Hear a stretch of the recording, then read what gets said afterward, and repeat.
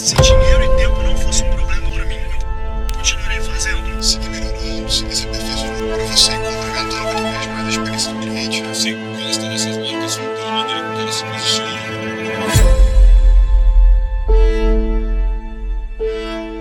Léo, e aí? Entra aí, cara. Tudo em ordem, meu? Bem, a chuva. Pô, prazer te conhecer pessoalmente. Prazer, né? Tudo em ordem? E aí, cara? Muito bom. Bem-vindo, esse é o Ângelo. Nós já estamos ao vivo? Estamos ao vivo aqui. Pô, legal. Senhoras e senhores, mais um Link on the Road. Para quem não sabe o que está acontecendo, eu vou repetir aqui uma vez mais. Há muito tempo a gente fez no Além da Facum um quadro chamado MBA Fora de Hora, que a gente pegava convidados na hora do almoço para falar sobre negócio e empreendedorismo. E a Tesla ofereceu pra gente um carro para transportar aquele seriado aqui para dentro do carro. E hoje eu tenho o prazer de estar aqui com o Leonardo Siqueira, a quem eu acompanho no Instagram há muito tempo. Estou conhecendo ele pessoalmente pela primeira vez. Tudo bem, Léo? Obrigado pelo teu tempo, cara. Eu que agradeço aí, pô, legal. Pô, eu nunca imaginei estar aqui no Tesla e falando, pô, com você que tem uma baita iniciativa. Eu acredito muito no empreendedorismo.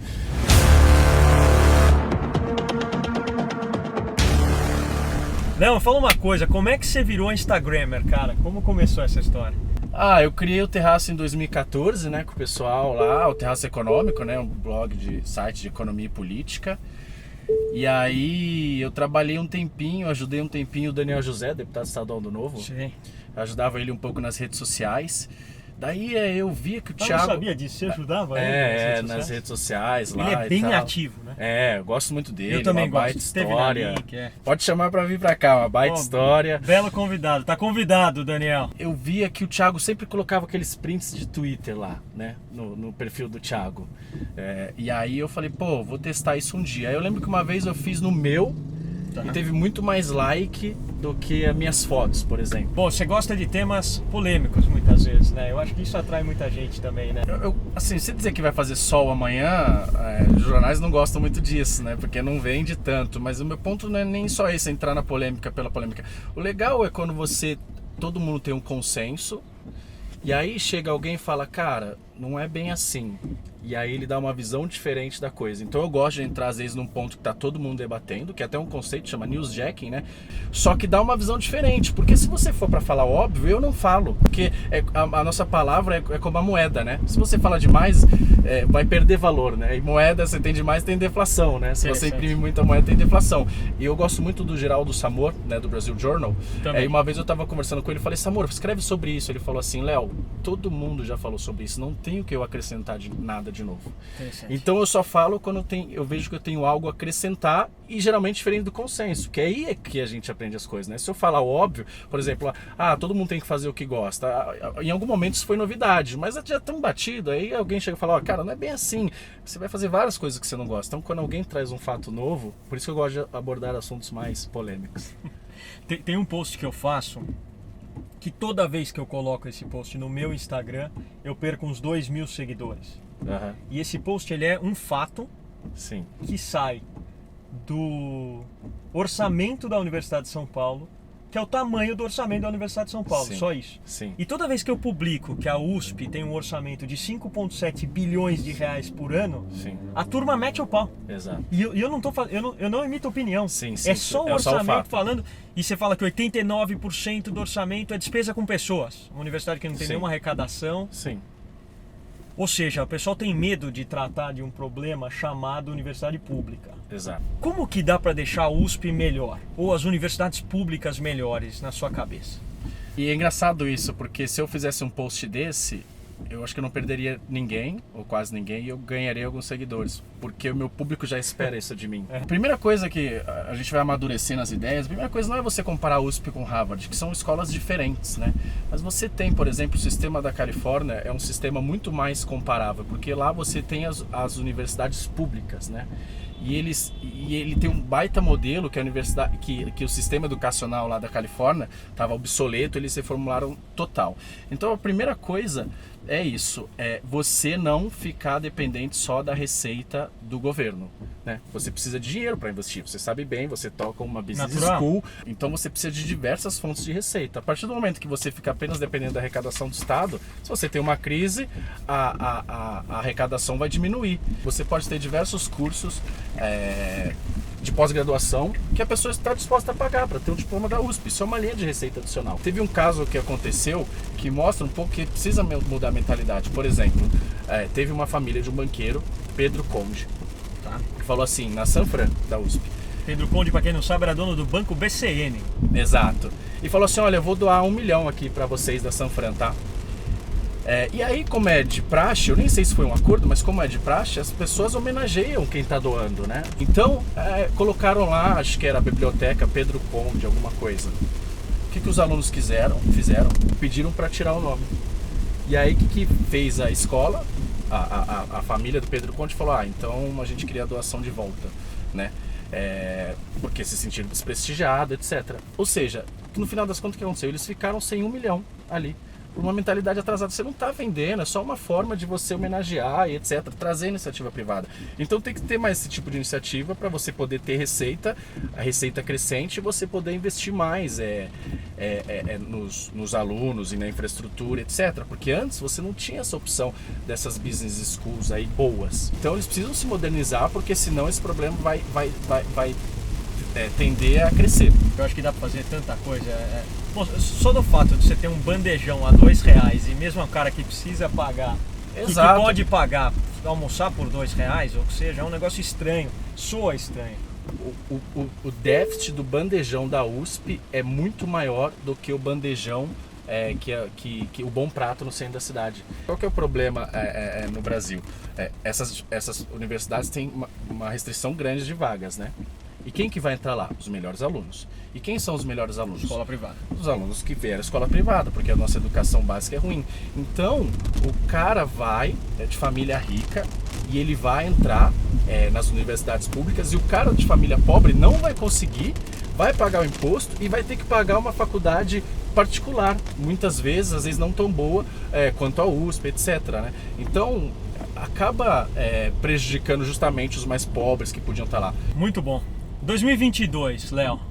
Cenário político, econômico, assunto que você nada de braçada e eu passo longe, principalmente do político.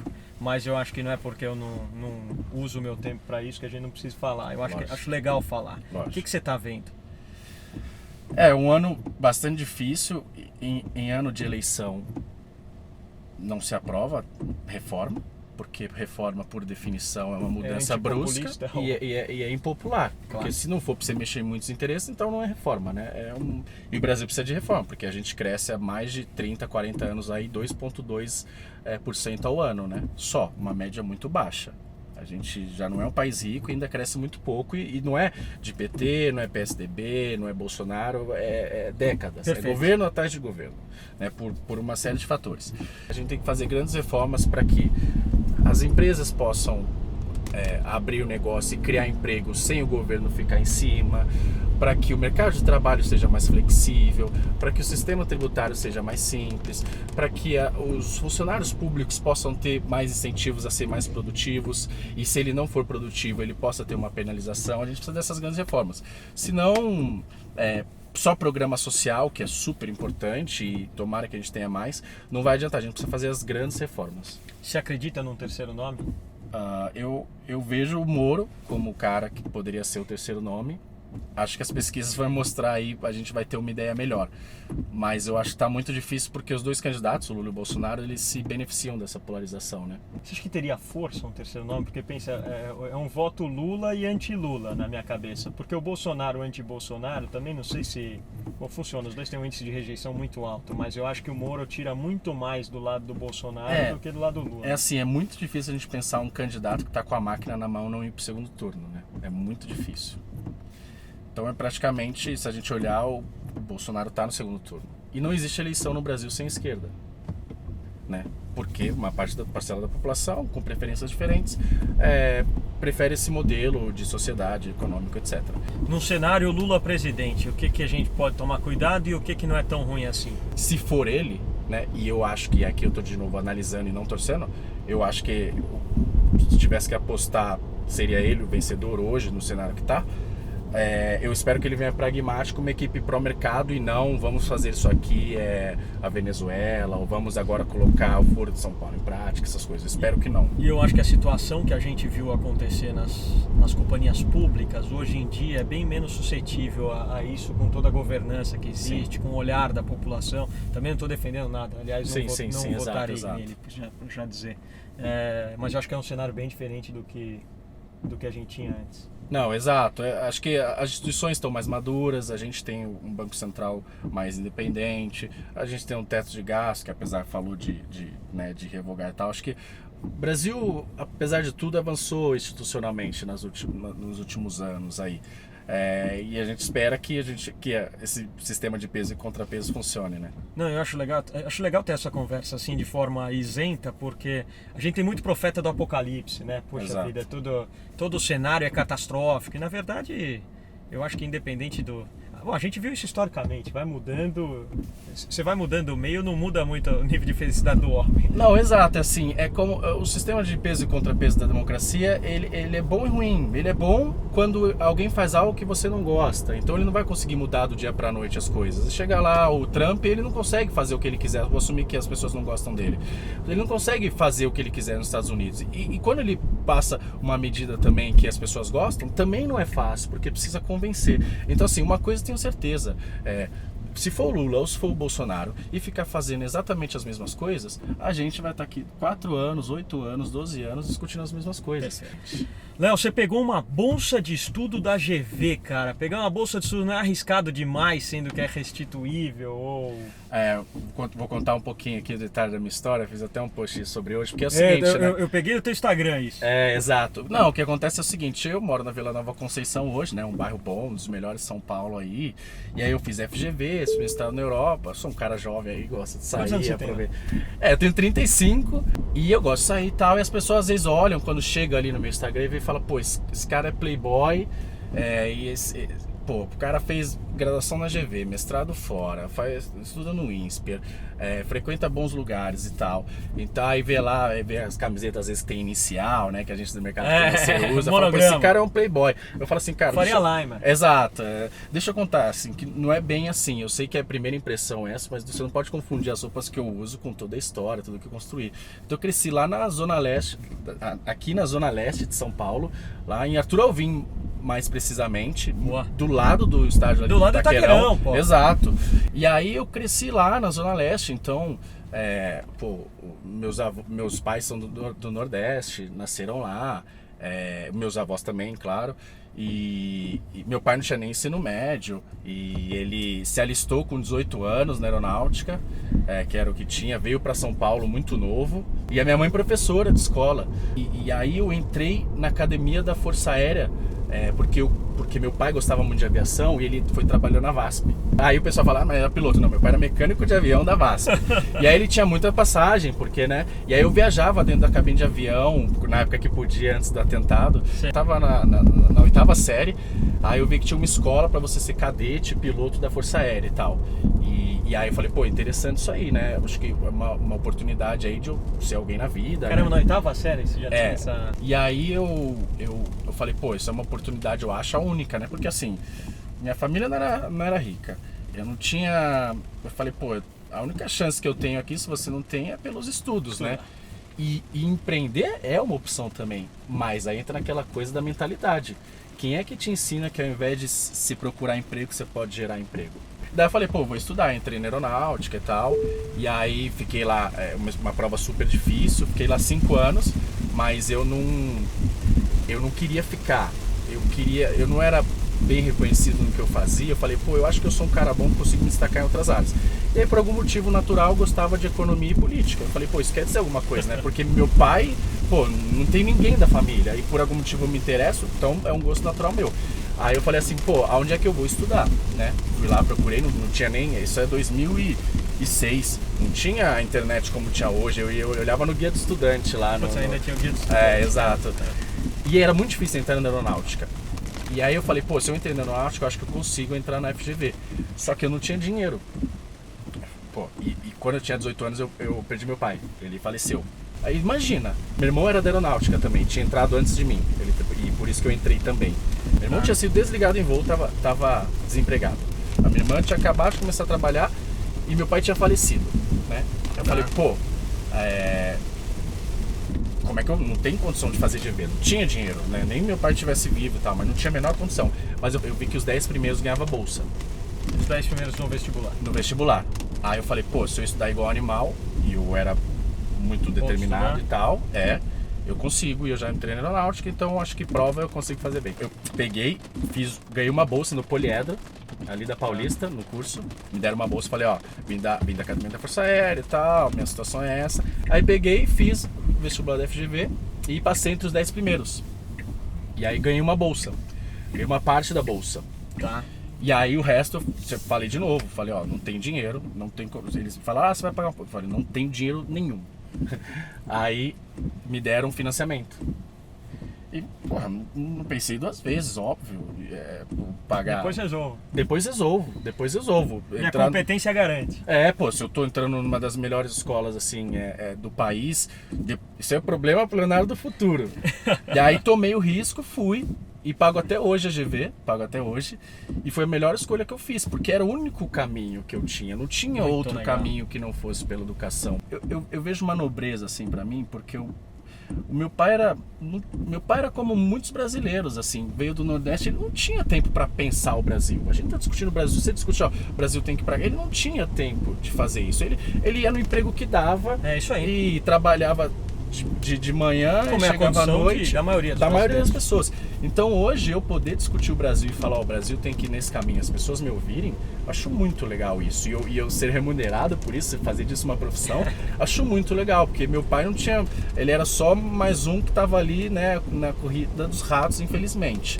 E aí eu queria fazer mestrado fora, né, na Europa, porque eu não achava que ia fazer doutorado.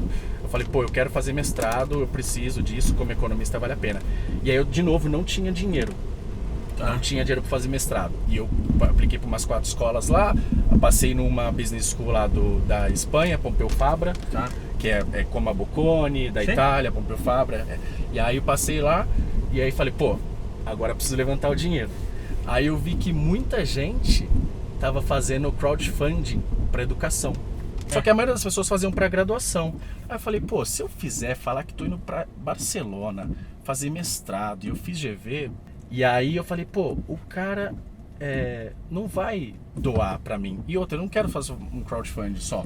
Aí eu falei assim, olha só, eu vou doar esse dinheiro pra pessoas que estão na mesma situação que eu, tem uma boa oportunidade, mas não tem dinheiro. E aí criei, né, chama Mais Educação, que justamente a gente faz isso, doa do meu dinheiro, eu aciono a rede de contato, né, falo, ó, esse cara tem essa oportunidade e tal, você não quer ajudar e tal, divulgo e peço para eles fazerem o mesmo, falo, ó, você está sendo ajudado agora, mas então você tem que ajudar no futuro quando você tiver a oportunidade. Que é o legal é que você nunca encarou o problema como sendo um limitador, você via atrás de resoluções para aquilo que teoricamente é um limitador para a grande parte das pessoas, né? Exato, eu sempre fui atrás buscar solução, talvez tenha um pouco a ver com a minha infância ali mais na Zona Leste, que assim, cara, eu tô acostumado a não ter recursos, vamos trabalhar com o que a gente tem, então já nenhum não momento, tem o mesmo, né? Exato, então em nenhum momento eu falei, cara, não vou fazer GV porque não dá, porque é caro, porque é para as pessoas mais ricas, não vou fazer o mestrado porque não tenho dinheiro, não, eu falei, cara, a gente dá um jeito aí e resolve.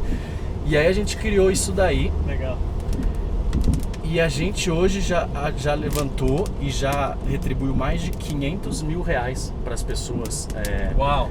Então teve uma menina que o pai dela era pedreiro, a mãe faxineira, e ela foi fazer parte de medicina em Harvard. Teve gente que foi para o MIT, teve gente que foi para Yale. E em 2016 tinha um programa do Barack Obama que ele tinha lançado, o Young Leaders of America. Ele falou assim, não, ao invés de eu simplesmente dar dinheiro, eu quero empoderar as pessoas que estão fornecendo soluções nas cidades, nas comunidades deles. Então ele chamou 250 pessoas da América Latina e Caribe que tivesse ou um negócio social ou uma empresa mesmo.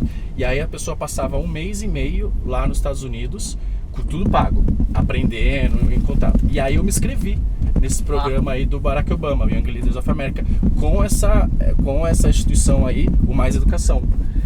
E aí deu certo.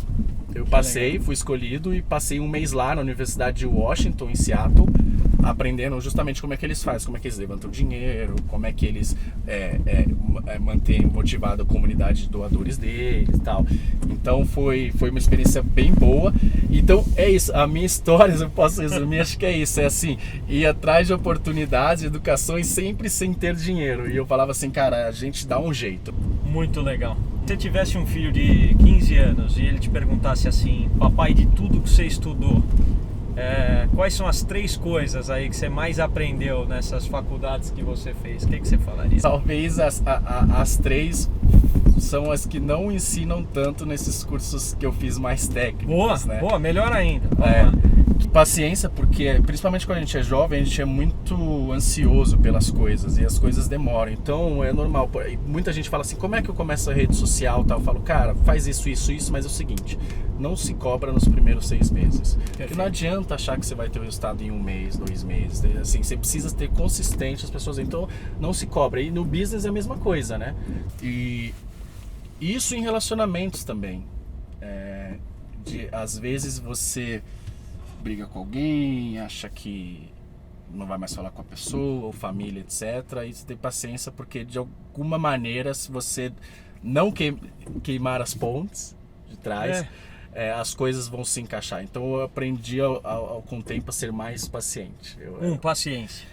A segunda talvez possa ser um pouco clichê, mas não é nada trivial para mim, é você acreditar que você vai conseguir fazer as coisas, porque dependendo, por exemplo, no ambiente que eu cresci, todas as informações que chegavam para mim era de que não ia dar certo as coisas. Por quê? Porque não tinha gente que fazia poli na USP, eu não tinha gente que foi pro ITA, eu não tinha gente, porque eu morava na Zona Oeste de São Paulo, as referências, né? Então, você é doutrinado e ser bombardeado de informações, exemplos de que, você não vai conseguir entrar numa boa faculdade, você não vai abrir um negócio e prosperar e tal. Não é pra você. Não é pra você. E é diferente, às vezes, quando você já tá... Por exemplo, seu pai é médico numa boa escola. É mais normal pra você acreditar que aquilo é possível. Quando você não tem nenhum exemplo, você tem que agir contra as probabilidades, né? Você tem que inserir imagens novas para o teu cérebro reconhecer aquilo como possibilidade, né? Exato. Então eu falaria acreditar que muito você legal. pode chegar lá se você trabalhar duro. Estamos bem de ensinamento. Paciência, acreditar. Fala, Ângelo, você quer perguntar alguma coisa? eu Manda lá, acho manda lá. Que minha pergunta tem a ver com isso. Que tem um conceito que você coloca no seu Instagram também, Aham. que é a audácia da esperança. Exato. Eu queria saber como que você aplicou isso na sua vida, em exemplos práticos, e como explicar para o pessoal como funciona esse conceito, que eu sei, mas muitas pessoas não, e eu gostei muito dele. Foi legal. Pois é, na verdade esse é o nome do livro do Obama. A Audácia da Esperança. Que ele fala muitas vezes isso. A vida dele foi muitas vezes que ele estava sempre against the odds, né?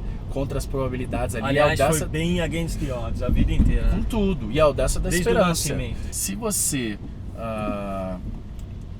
você nasce no interior do Nordeste, assim, você tá longe às vezes do que as coisas estão acontecendo, você não tem aquelas referências como eu falei. Então se você não tiver a audácia da esperança de falar, por algum motivo eu acredito que vai dar certo, e é justamente isso, aí talvez a gente tenha que esquecer um pouco os dados e ir no feeling e na crença, porque se você olhar os dados, você vai falar, mas 1 em cada 100 aqui que nascem tem uma vida com prosperidade e tal. Então, é mais fácil eu cair nos 99, né? Então é isso, é você ter a audácia da esperança de que quando você for fazer coisas improváveis, e sempre os projetos grandes são improváveis, né? Porque se fosse simples já teriam feito, né? Você não estaria inovando o suficiente. Então você precisa da audácia da esperança, né?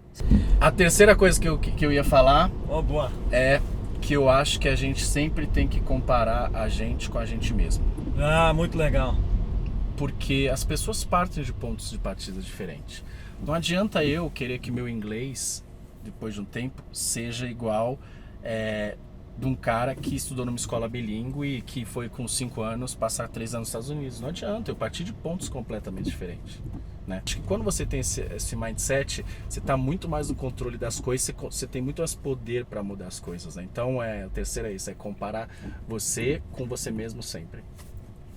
Paciência, acreditar, comparar você com você mesmo. Exato. Muito legal. Pode ver que não tem nada Poxa, de... só isso já valeu a carona. Léo, o último tema aqui, estamos quase fazendo Sim. a esquina aqui para chegar de volta no INSPER.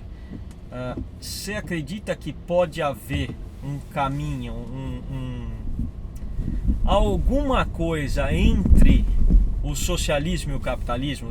Tem um meio termo na sua cabeça? Então, tem, com certeza tem. E muitas vezes é isso, não importa o que eu acho, cara, é o que a sociedade demanda, né? É o que a sociedade demanda. Às vezes o economista ele tá lá só para falar as restrições, mas a sociedade vai escolher o que ela quer. Eu vou te dar um exemplo nem de governo, vou te dar um exemplo de empresa. Por muito tempo a empresa foi a lucro, lucro, lucro, lucro. O que a sociedade está demandando agora? ESG. ESG. É isso. Eu não quero só lucro. Você tem que se preocupar com o bem-estar. Tudo bem se você vai lucrar menos, mas eu não quero que você demita tanto na crise. Então, eu falei, não precisa... Com o meio ambiente, com o social, Exato, com tudo bem se você vai corroer um pouco seus lucros para você ter algumas questões, né? E aqui eu tô colocando que são excludentes e não necessariamente é. Mas então tem, e eu tô dando exatamente o exemplo das empresas. Então a sociedade vai dizer que vai falar, olha, eu prefiro talvez uma sociedade que cresça menos, mas menos desigual, do que uma que cresça mais. Então quem vai dizer isso é a sociedade. O que eu tô vendo é que a sociedade está demandando mais disso.